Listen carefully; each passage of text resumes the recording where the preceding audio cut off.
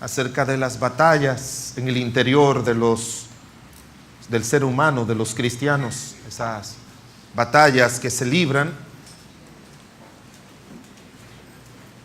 Y como dice la Biblia, esas batallas se libran contra el alma, porque el alma es lo que vino de Dios y es lo que tenemos de Dios dentro de nosotros. Nuestra alma, nuestro espíritu procede de Dios, viene de Dios.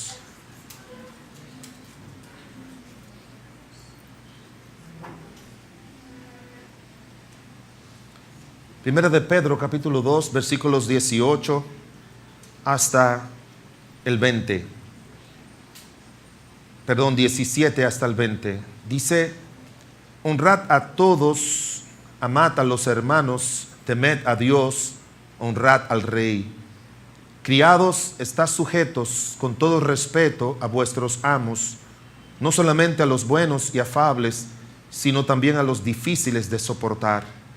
Porque esto merece aprobación si alguno, a causa de la conciencia delante de Dios, sufre molestias, padeciendo injustamente.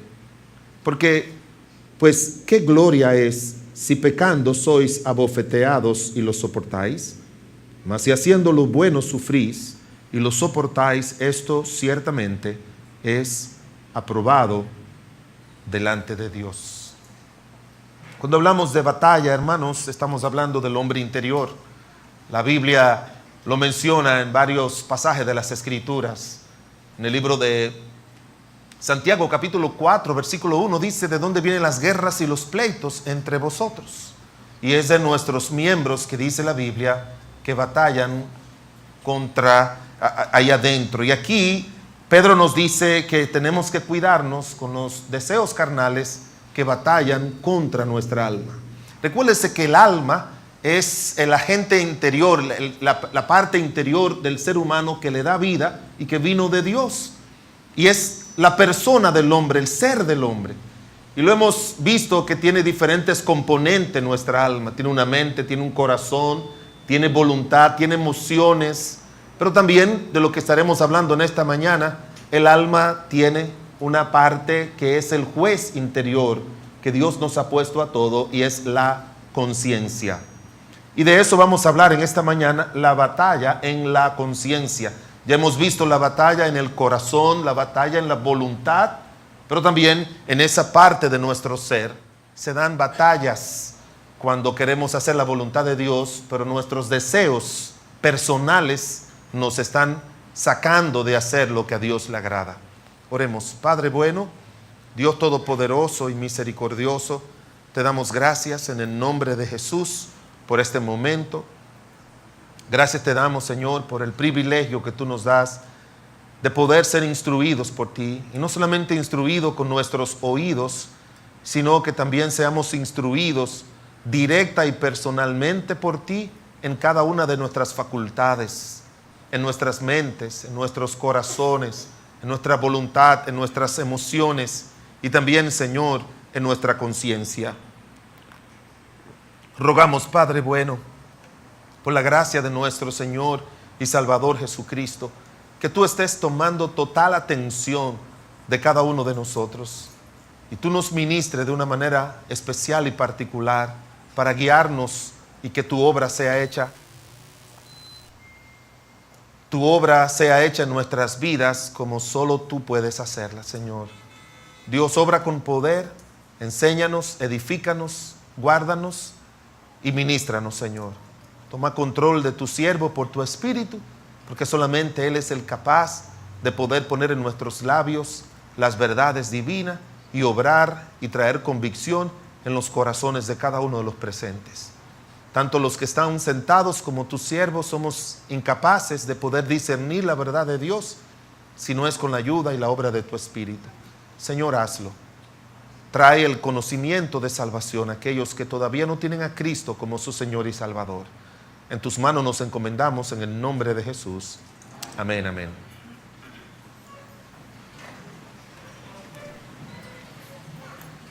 Dice en el versículo 19 del segundo libro de Primera de Pedro, capítulo 2, Primera de Pedro, capítulo 2, versículo 19, dice: porque esto merece aprobación si alguno a causa de la conciencia. Y está hablando acerca de cuáles son nuestros deberes y responsabilidades con los demás y cómo nuestra conciencia puede sufrir. No solamente nuestra conciencia sufre con nuestros propios deseos y nuestras propias desviaciones, pero también nuestra conciencia sufre mucho con respecto a nuestra relación con los demás, por diferentes maneras y formas que veremos en esta mañana. El diccionario de la Real Academia de la Lengua ha definido la conciencia como el conocimiento del bien y del mal que permite a la persona enjuiciar moralmente la realidad y los actos, especialmente los propios, no los de otros. La conciencia no está para nosotros determinar lo que otro hizo, sino que la conciencia tiene que ver con nuestros propios actos, más que con los de los demás. Y es bueno que siempre estemos abiertos a la voz de nuestra conciencia y que no la acallemos, no la acallemos. Cuando yo veo a alguien que de una manera u otra Dios le está hablando y esa persona comienza a argumentar, lo que está haciendo es batallando con su propia conciencia y no con el otro. A veces pensamos que es con el otro con quien estamos batallando. No, estamos batallando con nuestra conciencia que nos habla, nos dice. Y hermanos, cuando la conciencia nos habla, es mejor quedarnos callados. Porque la conciencia es la que nos ayuda a entender cuando hemos dicho, hecho algo bien o algo mal. Es la conciencia la que nos ayuda a entender si hemos reaccionado bien o hemos reaccionado mal. El doctor Charles Swindoll dijo en un autor cristiano, él dijo que la mayoría de los problemas, la mayoría de las situaciones o problemas que uno enfrenta en la vida son un 10% el problema en sí y un 90% cómo nosotros reaccionamos frente a ese problema.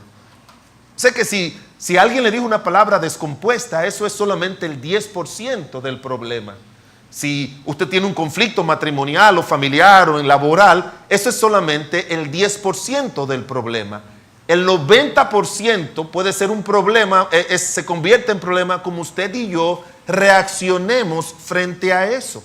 Sea verbal, sea mental, sea emocionalmente. Como quiera que sea, va a depender cómo nosotros reaccionemos que las situaciones se van a convertir mal. Y la conciencia es la que nos ayuda a nosotros discernir. El diccionario bíblico Vine, un diccionario de palabras griegas, dice que la conciencia es aquella facultad mediante la cual llegamos a conocer la voluntad de Dios como aquello que está dispuesto para gobernar nuestras vidas. Aquello que Dios ha puesto en nuestros corazones para gobernar nuestras vidas, para decirnos a nosotros. Es un juez que Dios ha puesto delante de nosotros, y un juez imparcial, porque viene de Dios. Y nosotros necesitamos estar siempre mirando nuestros propios actos, y para que no necesariamente estemos diciéndole a Dios, Señor, está bien o mal lo que hice o lo que dije, Él ha dejado la conciencia dentro de nosotros y es el representante de Dios dentro del ser humano junto con el Espíritu Santo para ayudarnos a nosotros discernir si está bien o mal. Y aún el que no tiene a Cristo en su corazón tiene una conciencia que Dios le ha puesto, y esa conciencia, como veremos, Dios le habla. Hay un versículo muy conocido en la Biblia, en el libro de Salmos, búsquelo conmigo por favor, Salmos 16:7. Salmos 16:7.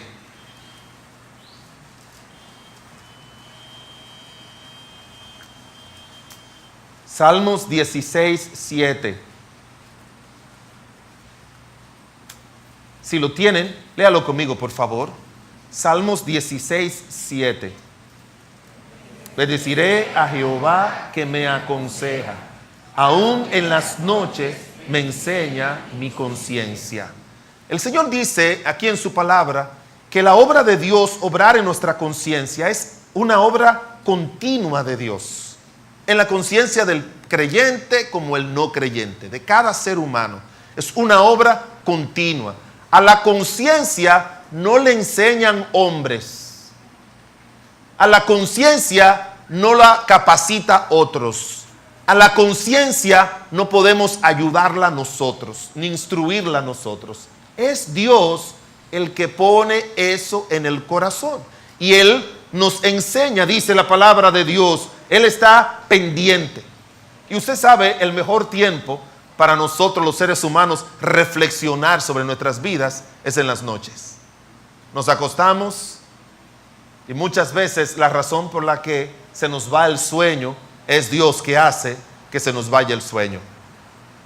A veces el esposo le dice a la esposa, por culpa tuya no pude dormir bien anoche porque por tus pleitos. O ella le dice a él, no fue culpa de ella, no fue culpa de él, fue culpa de Dios que cuando te acostaste te dice, ahora voy a trabajar contigo a través de tu conciencia. Y lo malo de nosotros es que estamos pendientes al otro. Cuando tú te acuestas, es el tiempo de Dios aconsejarte, es el tiempo de Dios enseñar a tu conciencia, es el tiempo de tú decirle al Señor, Señor, quiero aquí en mi cama hacer un balance y que tú me digas qué hice bien y qué hice mal en este día. Qué dije bien y qué dije mal. Qué reaccioné bien y qué reaccioné mal. Y a nadie le gusta estar haciendo balance de su vida. A nadie.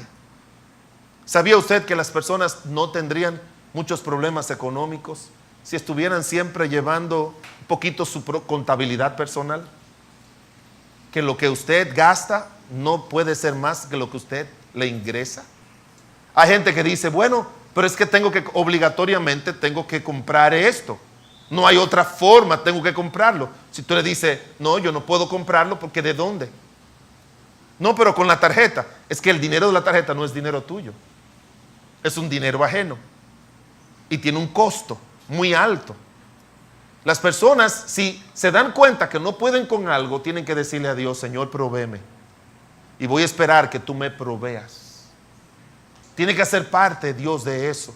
Igualmente pasa con nuestra conciencia. Si estuviéramos haciendo una contabilidad, si estuviéramos haciendo un balance de lo que hemos dicho, de lo que hemos hecho, como hemos reaccionado en el día, se nos va a hacer mucho más fácil corregir nuestros errores y se nos va a hacer mucho más fácil evitarle sufrimientos a los nuestros, evitarnos sufrimiento a nosotros mismos.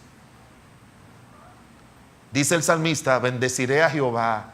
Para él no es una carga, para él no es una acusación, para él no es una molestia que Dios esté trabajando con él en su conciencia, porque él sabe que todo trabajo interno de Dios en favor de nosotros nos va a ayudar, nos va a beneficiar. De noche es bueno que cuando usted antes de acostarse le diga al Señor, Señor, te pido que me aconseje y te pido que tú hables a mi conciencia, que tú trabajes. Yo quiero hacer tu voluntad. La persona sumisa a Dios es una persona que Dios en su gracia le va a hablar. Y aunque usted no quiera obedecer a Dios, la conciencia le va a hablar. Que usted haga lo contrario, eso ya es las consecuencias que usted va a vivir. Pero es bueno que usted ahí con la ayuda de su conciencia, usted determine que estuvo mal y arreglarlo delante de Dios.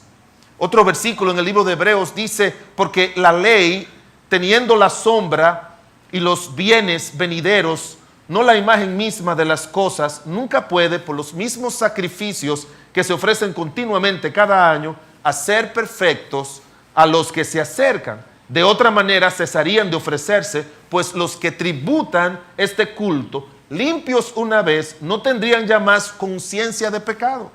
Pero en estos sacrificios cada año se hace memoria de los pecados. Lo que el autor del libro de Hebreos quiere mostrarnos es que antes con los sacrificios humanos usted pedía perdón por sus pecados, pero se quedaba ese dolor en la conciencia.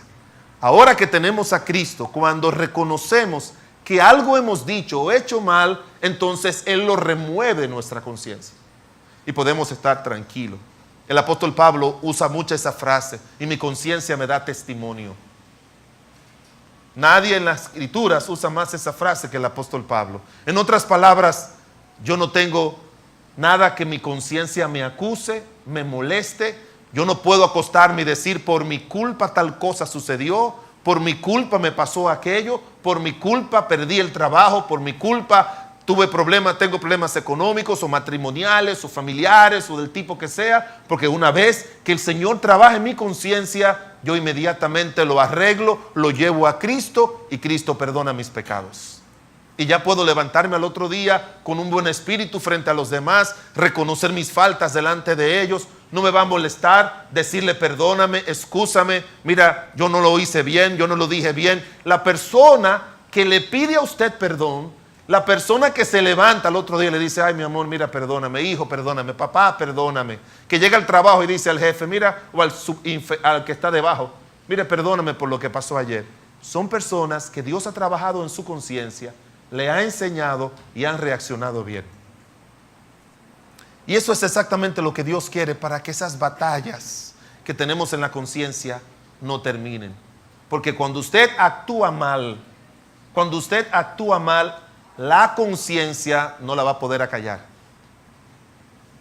No la va a poder acallar. Usted lo nota, hermanos, pecados perdonados y de los que nos hemos apartado, Dios los saca de nuestra conciencia. Pecados y males de los que no nos hemos arrepentido correctamente, se quedan en nuestra conciencia. Dios lo deja para que nos mortifiquen. Así lo hace Dios. Él lo deja ahí.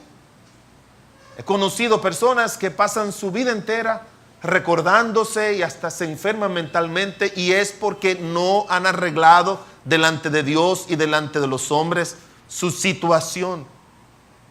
Recientemente estaba en un sitio, me encontré con alguien que está relacionada con una persona que dañó su vida matrimonial y familiar por pecados, por inmoralidades. Y entonces esa persona, ese familiar, refiriéndose, tratando de defender a su familiar que actuó mal y que dañó su matrimonio, me dijo, yo le he dicho a esa persona que Dios perdona, que siga adelante. Y yo le digo, yo creo que sí, que Dios perdona y podemos seguir adelante, pero no solo se arreglan las cosas con Dios, hay que arreglarlas con los hombres. Si usted no arregla las cosas con los hombres, es una señal que no las ha arreglado con Dios. Hermanos, déjeme decirle algo.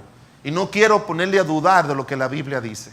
Arrodillarnos y decirle a Dios, perdona mis pecados, no basta. Tiene que haber una intención en el corazón de reparar lo que nuestros pecados han hecho y de apartarnos de ellos. Esto de personas que se arrodillan sabiendo lo que ha pasado y dicen, ay Señor, mira, perdona todos mis pecados. Como una manera tan genérica y tan general, cuando la conciencia le ha dicho que pecado no solamente cuando actuamos mal, sino también con la boca se peca, con la mente se peca, con el corazón se peca, con las actitudes se peca. Y usted sabe porque su conciencia se lo dice. Y eso, de Señor, sí, oiga como algunos oran. Señor, tú sabes, si yo he cometido algún pecado, eso significa como, es raro que eso pase en mi vida, muy raro. Pero si pasó, perdóname. No. Los pecados se perdonan, como dice la palabra de Dios en Proverbio. El que encubre sus pecados, y hay muchas formas de encubrirlo, no prosperará. Mas el que los confiesa, ¿y qué? Y se aparta. Y si buscamos otros versículos que le complemente, que va donde la persona, como dijo el hijo pródigo, Padre, he pecado contra el cielo y contra ti, ya no soy digno de ser llamado tu hijo. Hermanos, yo he conocido gente que han perdido sus hijos, que han perdido su marido, que han perdido su esposa, que han perdido su trabajo, que han perdido mucho. ¿Y sabe por qué Dios no le ha permitido recuperarlo? Porque no ha habido un verdadero arrepentimiento. El verdadero arrepentimiento incluye cambio. ¿Sabe lo que significa la palabra arrepentimiento en el idioma griego? Un cambio de mente y de actitud frente al pecado. Metanoía es la palabra griega. Metanoía, cambio de mente y de actitud. Cuando la persona cambia de mente y de actitud con respecto al pecado o a lo malo que han hecho, se evidencia después. Déjeme decirle algo. Hay un profeta en la Biblia que Dios lo mandó a predicar y él desobedeció a Dios. ¿Cómo se llama ese profeta? Jonás. Pero Jonás cayó en el vientre de un pez, fruto de eso. ¿Y qué hizo en el vientre del pez? ¿Qué hizo? Le pidió a Dios perdón. ¿Qué hizo Dios? Lo sacó del vientre del pez. ¿Y qué hizo él? Fue y predicó a Nínive. Cuando la gente de Nínive se convirtió, ¿qué hizo él? Se enojó con Dios, se molestó con Dios. No hubo un cambio de actitud. Hizo lo que Dios le dijo, pero con un corazón no arrepentido. Y a mí me gusta porque es el único libro de la Biblia que termina de una manera tan abrupta. Dios hizo que saliera una higuera y entonces se secó y ahí él se molestó y le dijo a Dios: ¿tú te enojas por la higuera que no sembraste? Y tuviste misericordia de la higuera, y no voy a tener yo misericordia de Nínive, una nación, no sé qué. Y ahí se acabó. Como ya, yo terminé contigo. De aquí en adelante no me profetices más, no te necesito. Con esa actitud te olvidaste de mí. Dejó de ser profeta. Es el sentido que nos da al final, de una manera muy abrupta que Dios terminó. Y así abrupta terminó la vida de mucha gente aquí en la tierra, cristianos. Dicen un rey desobediente a Dios que murió sin que lo deseara más. ¿Eso lo ha leído usted en la Biblia? Lea la Biblia. Que murió sin que lo deseara más.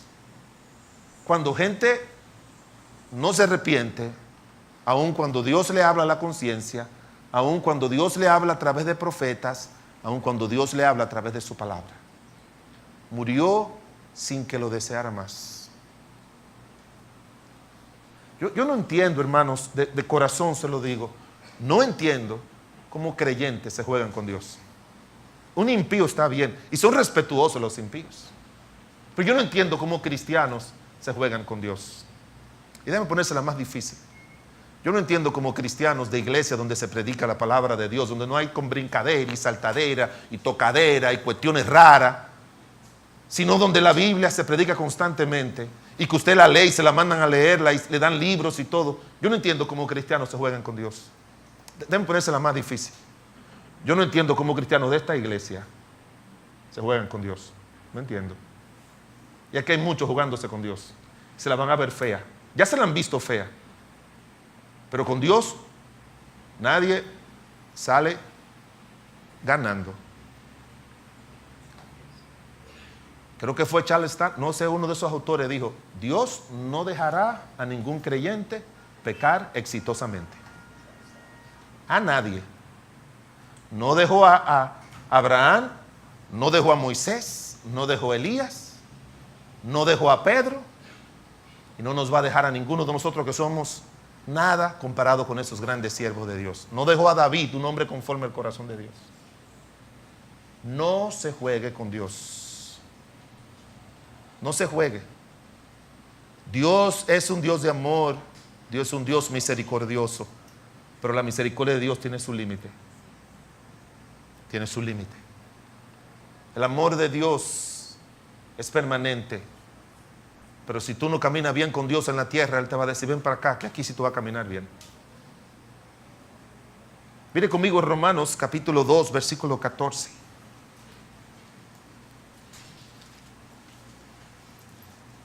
Si usted estuviera al lado mío cuando yo oro por los disparates, humanamente hablando, con la que yo batallo cuando mi conciencia me dice está mal, usted no lo va a creer. Es que mire, para Dios, cuando ya Dios ve que tú obedeciste en esto, Él como es perfecto y Él quiere que seamos perfectos, dice Mateo 5:48, sé perfecto como vuestro Padre que está en los cielos es perfecto.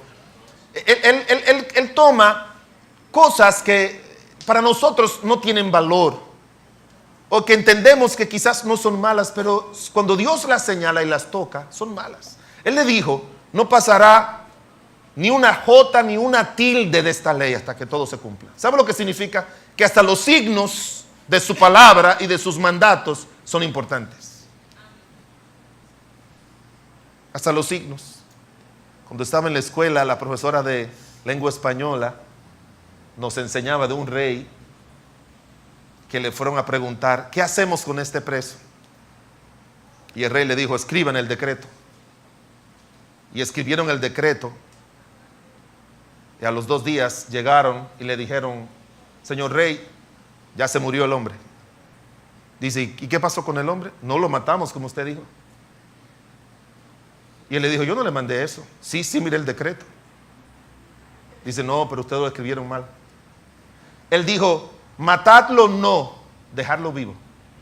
Ellos escribieron: matadlo, coma, no dejarlo vivo. Una coma. Matadlo, no, coma, dejarlo vivo. Pero ellos lo copiaron mal. Matadlo, no, coma, matadlo, coma, no dejarlo vivo. Y lo mataron al hombre. Siempre nos decía la profesora de lengua española: eso para que ustedes vean lo importante que son los signos.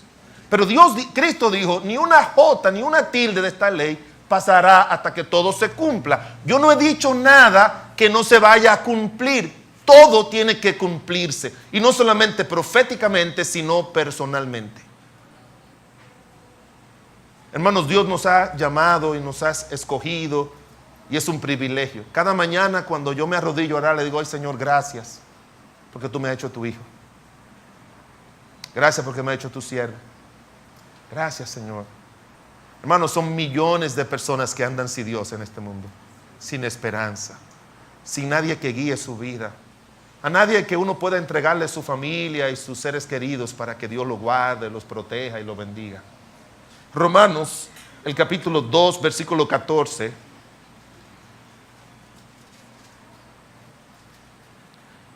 Dice: porque cuando los gentiles que no tienen ley hacen por naturaleza lo que es de la ley, estos, aunque no tengan ley, son ley para sí mismos, mostrando la obra de la ley escritas en sus corazones, dando testimonios su conciencia y acusándoles o defendiéndoles sus razonamientos.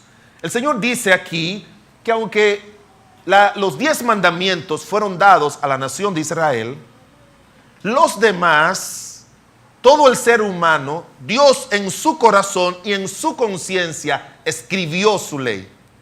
La escribió.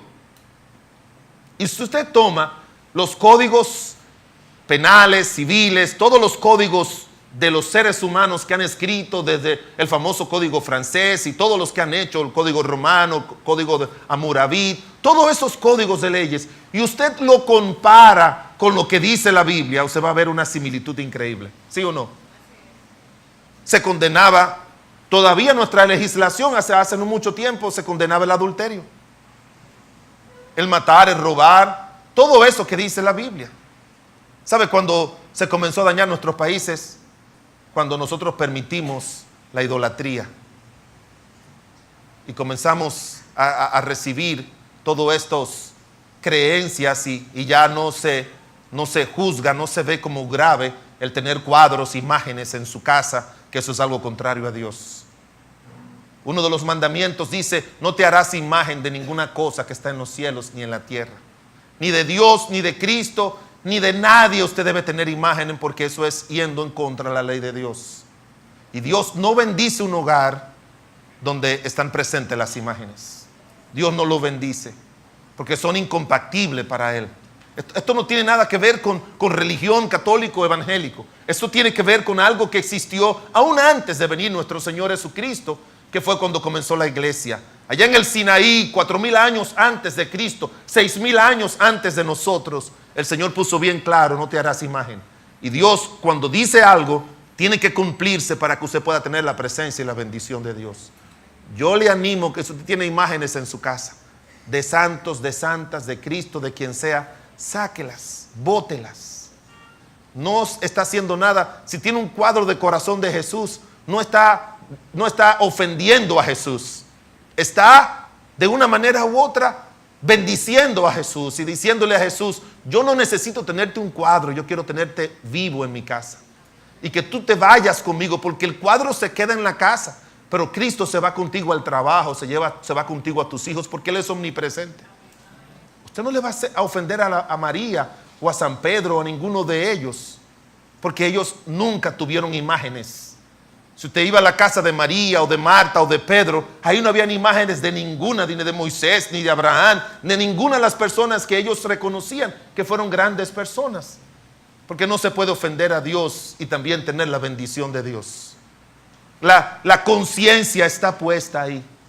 Allí está puesta. Dios en su gracia y misericordia establece lo que es bueno y malo en la conciencia de los seres humanos, para que nosotros podamos entender que el hombre es responsable frente a Dios.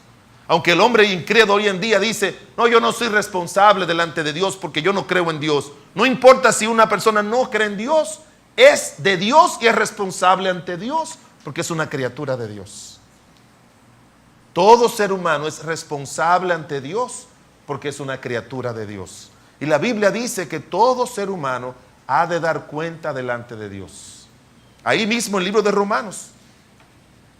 En el libro de Romanos dice la palabra de Dios, ahí capítulo 2 y el versículo número 6, el cual pagará a cada uno conforme a sus obras. Cada uno, dice la palabra de Dios, conforme a sus obras. Y vida eterna, dice el versículo 7, a los que perseverando en bien hacer buscan gloria y honra e inmortalidad, pero ira y enojo a los que son contenciosos y no obedecen la verdad, sino que obedecen a la injusticia. Tribulación y angustia sobre todo ser humano que hace lo malo, el judío primeramente y también al griego. Pero gloria y honra y paz para todo el que hace lo bueno, al judío primeramente y también al griego. Esto significa, esto es para todos. Me estaba leyendo, preparando la predicación. Nunca he leído esto muchas veces, pero esto es la ricura de leer la palabra de Dios. Nunca me había puesto a pensar en eso que dice el versículo 9. He tenido que acompañar a muchas personas en sus momentos de pecados y de sufrimiento y de dolor por algo malo que hicieron. Pero mire lo que dice el versículo 9. Tribulación y angustia para todo ser humano que hace lo malo. Tribulación y angustia. Usted va a vivir su vida atribulada y angustiada por haber hecho algo malo. Y eso viene de Dios. Algunos, eso le guía al arrepentimiento. A otros, al endurecimiento. Estaba hablando con alguien recientemente y me dijo, hablando de un familiar, pastor, mi ser querido adulteró y perdió su hogar. Y fue tan dura la tribulación y la angustia que eso fue lo que lo llevó a Cristo. A veces las consecuencias del pecado te pueden llevar a Cristo, a mirarlo a Él. Pero hay muchos hermanos que sus pecados y las angustias de sus pecados lo que hacen es que le traen endurecimiento a su corazón. Y hasta se atreven a decir que Dios es malo porque Dios no les ha ayudado. Dios nunca te va a ayudar mientras tú estés sufriendo las consecuencias de tus pecados y no ha habido un verdadero arrepentimiento. Nunca Dios lo hace. Nunca Dios lo hace. ¿Usted recuerda lo que le dijo el ladrón que estaba en la cruz? Sí recordamos lo que dijo el ladrón bueno. Dice la gente que no era bueno nada, porque por eso estaba en la cruz. Pero el malo, que los dos eran malos, pero el más malo de los dos, el más malo de los dos, él estaba crucificado. ¿Y qué le dijo al Señor? Si tú eres el Hijo de Dios, bájate de ahí, bájanos a nosotros. ¿Y qué dice la Biblia? Que el Señor, ¿qué hizo? Se quedó callado. ¿Y sabe cuántas peticiones la gente le hace a Dios que Dios se queda callado? Dios no dice nada. No, tú quieres que te baje para seguir en lo mismo. Quédate ahí. Al otro le dijo, porque se arrepintió, le dijo, no te voy a bajar tu cuerpo, pero voy a subir tu alma al cielo. Tu cuerpo va a bajar como el mío, pero tu alma va a estar conmigo en el paraíso, porque se arrepintió. Pero miren, hermanos, piensen en esas palabritas. Tribulación y angustia sobre todo ser humano que hace, que dice que practica lo malo. Van a haber tribulaciones. Pero mire lo que dice el versículo 10, si hace lo bueno. 3 palabritas hermosas. ¿Cuál es la primera? Gloria. Ya usted sabe, gloria. Que Dios en su gloria nos bendiga y también nos exalte aquí en la tierra. ¿Qué más? Honra. Honra. ¿Cómo quedó José frente a Potifar y su esposa que lo maltrataron diciéndole que él hizo algo malo? Lo humillaron, lo pusieron ahí abajo, pero después era el jefe de ellos. Después era el segundo. Dios lo puso en honra. La Biblia dice, el que me sirve, mi Padre le honrará. Mi Padre le honrará. Y qué bueno vivir una vida de honra, una vida de gloria. ¿Y qué más? Paz. Y no se refiere paz solamente con la gente, sino lo más importante, la paz interior. Eso es lo que está acabando con los seres humanos, que no tienen paz interior. Esa paz que sobrepasa todo entendimiento, dice la palabra de Dios. Sobrepasa todo entendimiento. Todo entendimiento. Por eso, hermanos, usted y yo tenemos que hacerle caso a la voz de nuestra conciencia. Siempre hágale caso. Ese es el juez que Dios ha puesto allá adentro. No se ponga a razonar con Dios. Dígale al Señor, Señor, tú eres mi Señor. ¿Qué dije malo? ¿Qué hice malo? Hazme consciente. Salmista dice, ¿quién podrá entender sus propios errores? Líbrame de los que me son ocultos. Sácalo a la luz. Más adelante David dice, escudriñame, Señor, y pruébame. Mira a ver si hay en mí camino de perversidad y guíame por camino eterno. ¿Cuántas veces tú y yo le hemos hecho esa petición a Dios? Pero ¿cuántas veces cuando Dios nos ha dicho lo que está mal, nosotros optamos por levantarnos, tomarnos una pastillita para dormirnos? Ay, me voy a levantar a ver la televisión porque no puedo dormir. Voy a ver, tú no tienes una pastillita por ahí de esas que tumban a uno. No, ya tú tomaste la última. ¿Y cuántas eran? No, 15. ¿Y ya te tomaste la última? Ay, pero yo me voy a poner a ver televisión. Y ahí se pone, viene una película pornográfica. Se meten al internet y el diablo le dice, espérate para que te entretenga y no te arrepientas. Y dejan que Dios a través de su conciencia le hable. Yo he aprendido que cuando yo me despierto y no puedo dormir, por algún motivo Dios me está diciendo 2, 3, 4 de la madrugada, ven. A veces para arreglar cosas en mi vida, o a veces para ponerme a orar, para evitar situaciones en mi vida o en la vida de los míos. Ven, ven, ven. Porque Dios nos ama, hermanos. Y si tú le haces caso a nuestro Dios, tú y yo vamos a vivir con gloria, honra y paz. Por así le hacemos caso a nuestros deseos, que batallan contra nuestra alma, que batallan contra nuestra conciencia, entonces vendrán tribulación y angustia, dice la Biblia, para todo ser humano. Y aquí Romanos 2 no está hablando de los incrédulos, sino que Romanos 1 dice, el gentil es pecador, Romanos 2, el judío es pecador, y Romanos 3, todos somos pecadores. Ese es el orden del libro de Romanos. Por eso dice al final, por cuanto todos pecaron, todos estamos en la misma condición. Y Dios ha puesto esa conciencia espiritual que nos hable, que nos diga, que nos ayude a nosotros a actuar bien. Mire conmigo otra vez rapidito en Primera de Pedro, capítulo. ¿Cómo ayudamos a nuestra conciencia según este pasaje? ¿Cómo ayudamos nuestra conciencia a que actúe bien? ¿Cómo podemos ayudar a nuestra conciencia para que ella siga actuando bien? El tema principal aquí de Pedro es, en toda su epístola, es que los hermanos que estaban en la dispersión estaban sufriendo mucho de persecuciones, de murmuraciones, de acusaciones, de malos tratos.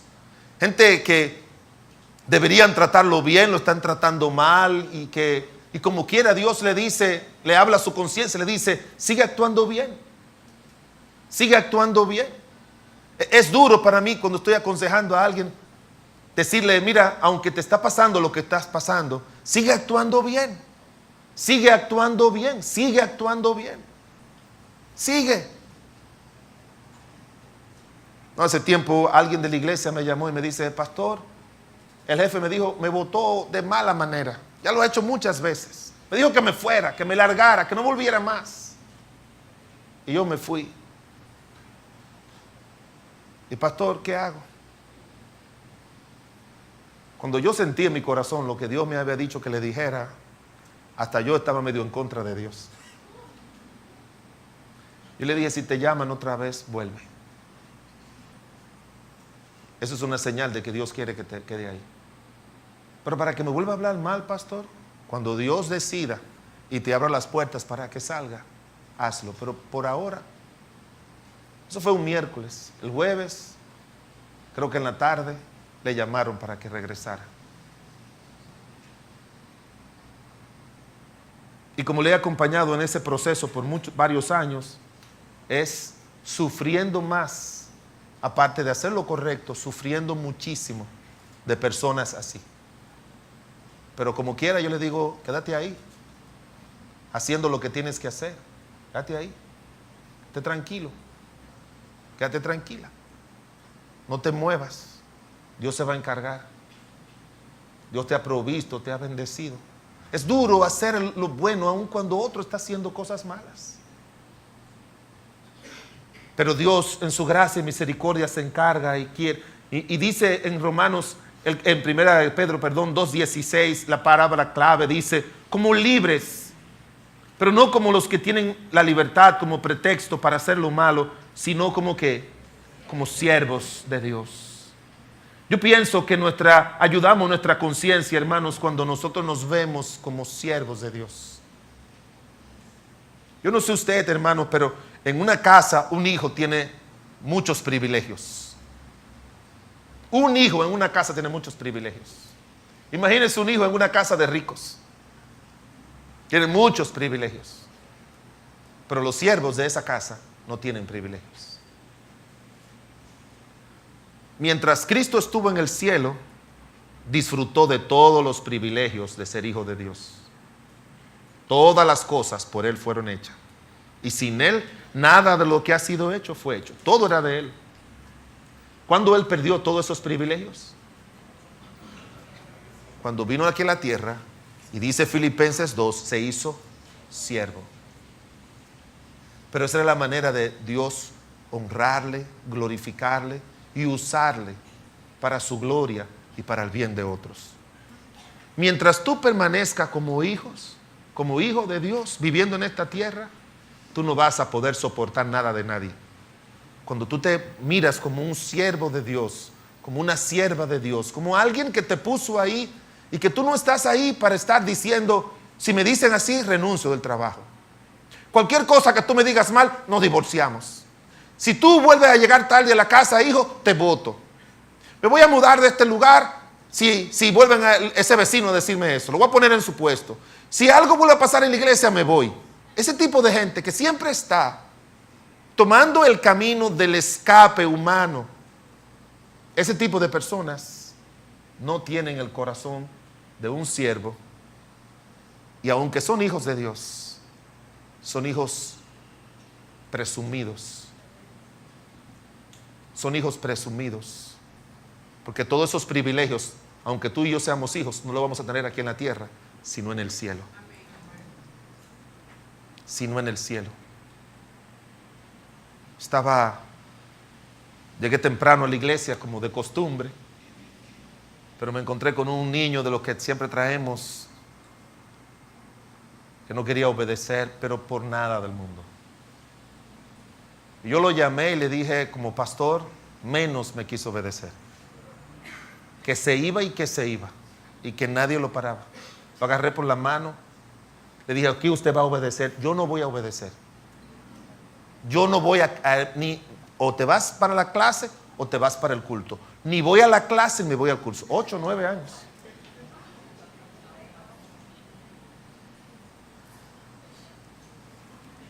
Con ese corazón no se llega lejos. Y así hay muchos que son así con Dios. Así hay muchos que somos así con Dios. No importa lo que me pase, Dios, yo tengo la razón. El otro fue que tuvo la culpa. Ese jefe nadie lo aguanta, por eso me fui. La gente me dice, él está hablando con alguien y me dice, pastor, voy a tomar esta decisión. Y yo le dije, ajá, me voy de aquí. Te vas. ¿Y por qué? Por esto, esto y esto. Oh, déjame decirte algo. Yo tengo entendido que hay más personas ahí, aparte de ti. ¿También se van? Cuando ellos se vayan, yo te apoyo. Pero ¿cómo los demás pueden sufrir algunas circunstancias que son propias de tu formación y tú no? Hay gente que no entiende que antes de Dios honrarlo, Él lo mete al taller de Dios para quitarle el orgullo, el egoísmo. Y si tú sales de ese taller igual, no cuentes con Dios. Pero si sales transformado, cambiado, cuenta con Dios. Susana Wesley decía que hasta que tú no le quebrantes la voluntad a tus hijos no van a ser hombres de bien en el mañana. Y ella tenía 18 hijos. No los crió a todos, pero ella es famosa. Los mandamientos de Susana Wesley. Papá, que la profesora me dijo eso. ¿Cómo? Yo voy a hablar con esa profesora. Profesora, venga acá. Ajá. Tú le estás creyendo a este mocoso antes de alguien que está ayudando a tus hijos. Tú le vas a creer de la manera en que lo está presentando. No, lo que estamos aquí es batallando para quebrantar lo que tú no has quebrantado en la casa. Cuando los hijos se portan mal en la iglesia, en la escuela pública o privada, es una señal de si tienen autoridad que le están trabajando con su carácter o no. Eso es una señal de eso.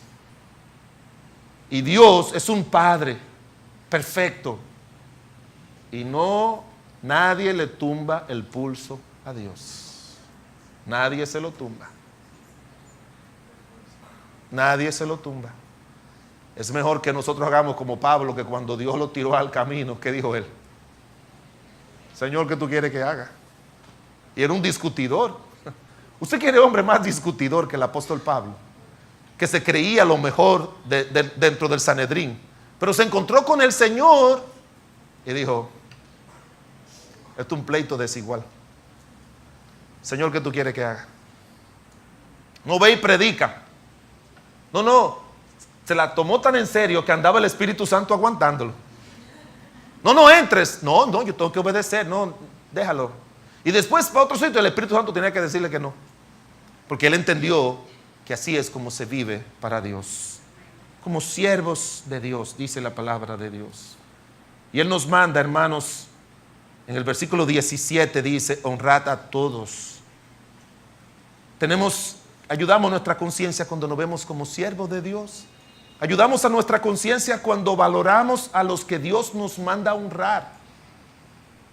Tenemos que honrar a todos. Tenemos que honrar a nuestros padres, dice la Biblia. Tenemos que honrar a las autoridades.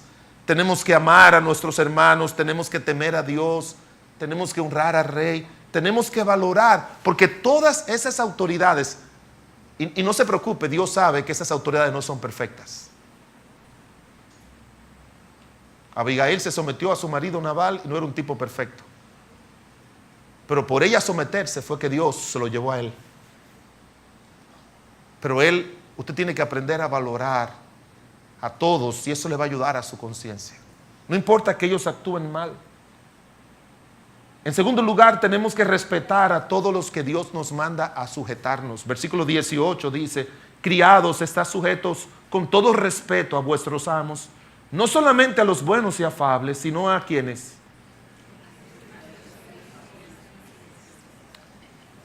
¿Cuántos de ustedes han tenido un amo difícil, un jefe difícil? Oniri tiene que levantar la mano más alta.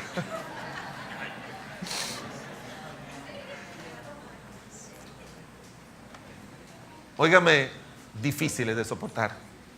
Pero Dios, ¿qué dice? Que tenemos que sujetarnos a ellos. Y le voy a decir algo. No me llamen para preguntarme cómo lo hace. Dios dice, sujétate. Si tiene alguna duda o algo, puede llamarme. Pero Dios dice, tiene que sujetarte. Aún respetar a todos los que Dios nos llama a sujetarnos. Y en el versículo 19 dice, porque esto merece aprobación si alguno a causa de su conciencia delante de Dios sufre molestia padeciendo injustamente. Tiene que tolerar a todos los que Dios nos manda a soportar. Pablo dice a Timoteo, pero tú sé sobrio en todo, soporta las aflicciones, haz obras de evangelista, cumple tu ministerio.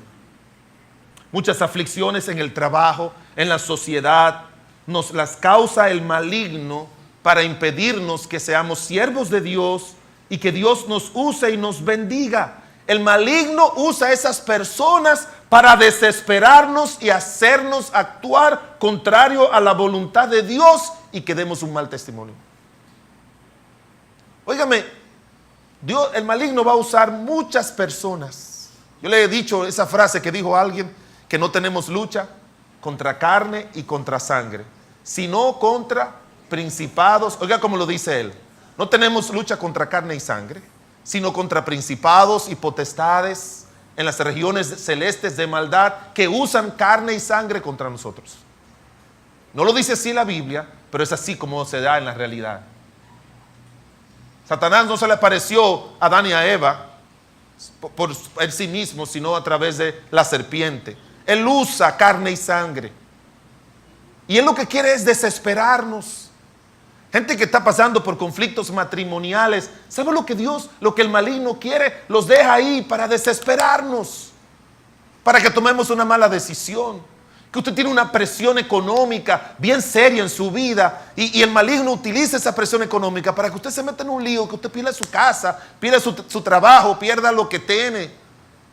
Le crea presión en su hogar, le crea situaciones difíciles para que usted se vaya y haga lo incorrecto, le crea presiones en su hogar, en su trabajo para que usted renuncie y se vaya, le crea presiones en sus sentimientos para que usted se enamore de otra mujer o de otro hombre y se olvide de lo que Dios le ha dado. Él le crea y le pone gente en el camino y le pone personas en su vida, y a veces esas personas se la pone hasta en la iglesia, en el mismo trabajo, se la pone entre la familia, se la pone allí para comenzar a molestarle, que usted se olvide de Dios y salga fuera de la voluntad de Dios y pierda todas las bendiciones que Dios tiene preparado.